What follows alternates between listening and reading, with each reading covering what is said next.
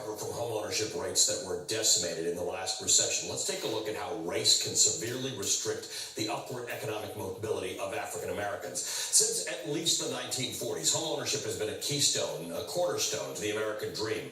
It provides a sense of security, but it also builds wealth in the form of equity.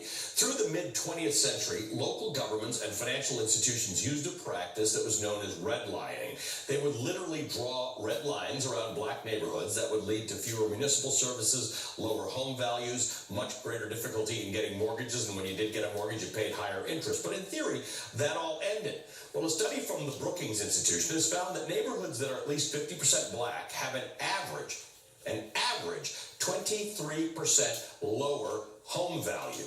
Now, this is an interesting calculation. It's done well. The devaluation is measured against comparable neighborhoods, looking at the absolute home value, the difference between neighborhoods with at least 50% black populations versus ones that have fewer than 1% black population. It also looks at structural characteristics, the year the home was built, the square footage, the type of house, the number of rooms, and it looks at neighborhood amenities, the physical landscape, economic status, quality of education, and more. So you end up comparing apples to apples. We're not just talking about bad houses and bad neighborhoods and good houses and good neighborhoods. When all of these things are equalized, homes in black neighborhoods are undervalued by $48,000 on average.